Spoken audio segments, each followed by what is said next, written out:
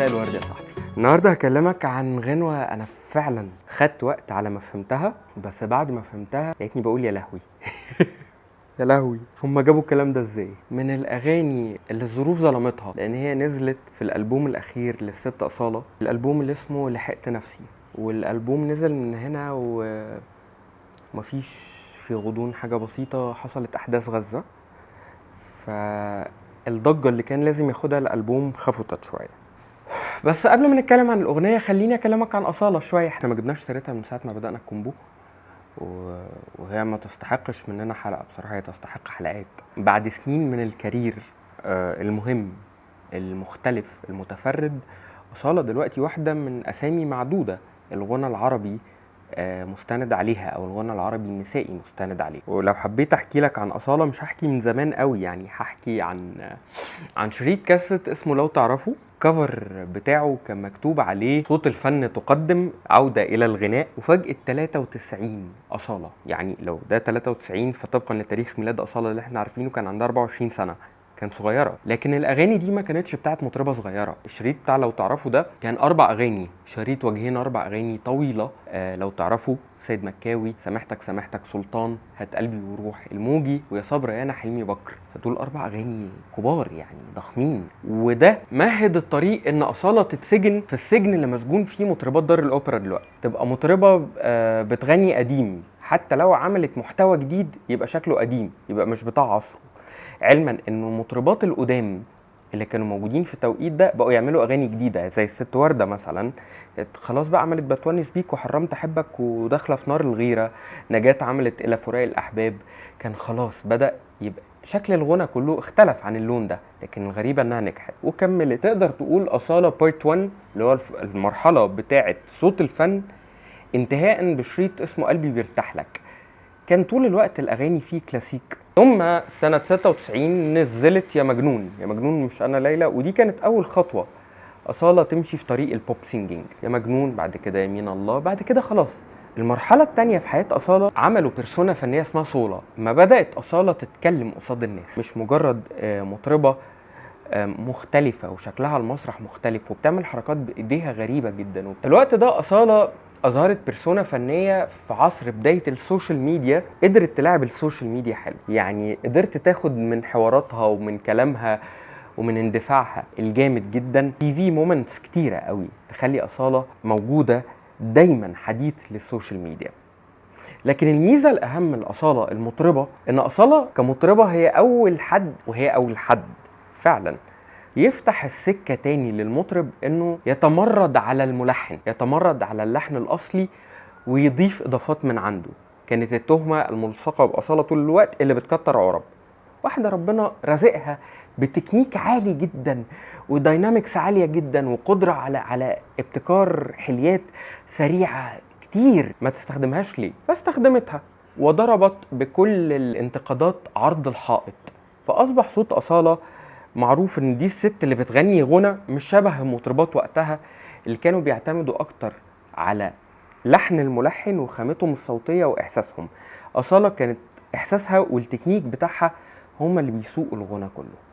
وعملت مسيرة موازية ونجومية كبيرة جدا في الأغنية الخليجية. حقيقي انه من المطربين الغير خليجيين او المطربات الغير خليجيات يبقى دائما أصالة وأنغام ذكرى كصناع محتوى يعشقهم المستمع الخليجي.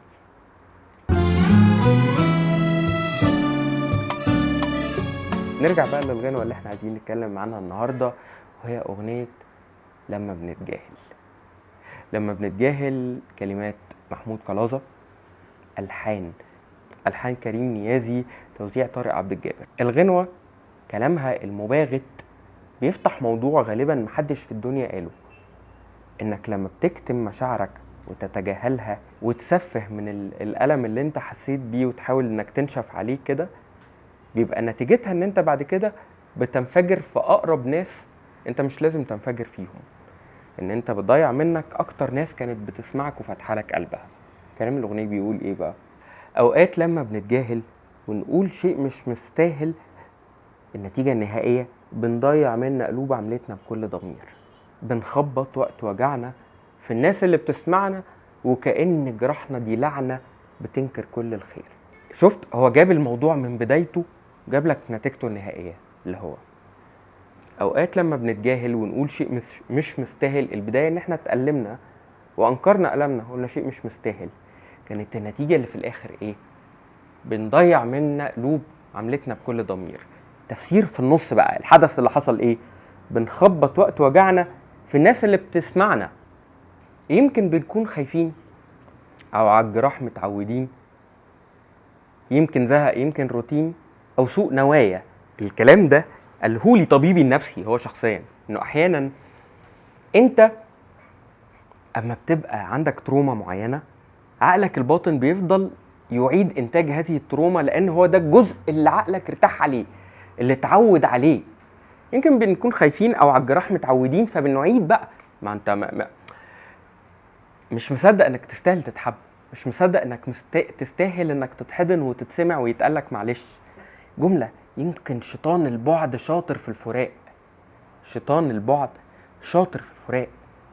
هو ده، انت شخص اتعودت تتساب، ليه تسيب لنفسك حد يسمعك ويفتح لك قلبه؟ لا، تطفشه يا معلم وتخبط فيه وتزهق منه وتزهقه. يمكن نرجع خايفين في الوحدة دي، متعلقين، نندم على ناس مظلومين عايشين معانا. هي دي صدقني في ناس غلبانة قوي، اللي هي بيشتكوا طول الوقت من الوحدة، لكن لما يجيلهم ناس تونسهم وتفتح لهم أحضان كده، ابعدوا. ايه ده؟ انتوا بتحبوني؟ ايه القرف ده؟ لا، ابعدوا، انا عايز افضل لوحدي عشان افضل اشتكي وعيط من الوحدة. موضوع دسم جدا جدا جدا. الاجمل بقى كمان لحن الواد كريم نيازي، وبصراحة شهادتي في كريم نيازي هتبقى مجروحة لاني زعلان منه، فالمفروض ان انا دلوقتي حالا ألبخ فيه جامد، لكن انا بحبه. وهو ملحن ما حصلش. عارف كده فيلم راتاتوي اما قالت لك جوستو دايما يحط حاجة غير متوقعة؟ كريم دايما لازم يقفل قفلة غير متوقعة، يمهد لك الطريق ان انت تبقى متوقع اللي هيحصل ويروح خالف توقعك. ليه بقى بيعمل ازاي؟ تيرا تيرا تي تاري تاري تي تارا تاريرا تا تارارارا. ده المتوقع. عمل ازاي بقى؟ اوقات لما بنتجاهل ونقول شيء مش مستاهل، بنضيع منا قلوب عملتنا بكل ضمير. سيك الدرجة دي، خلاها شرقي، فما بقتش شبه اللي انت متوقع تسمعه. بنخبط وقت وجعنا في الناس اللي بتسمعنا، وكأن جراحنا دي لعنة تنكر كل الخير. وبعدين السينيو بقى،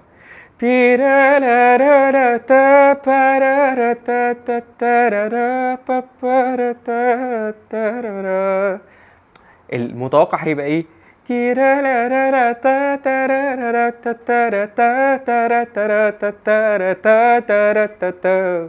الوصول من هنا لهنا ليه طريق معروف، هو يروح حاطط درجات غريبة.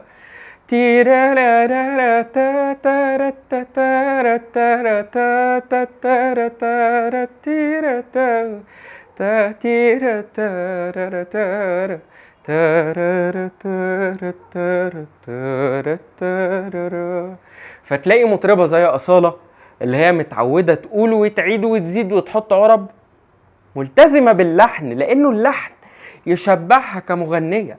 يعني أنا لو أنا كمغني جالي لحن في كل السلطنة كده، أزود عليه ليه؟ أفتي ليه؟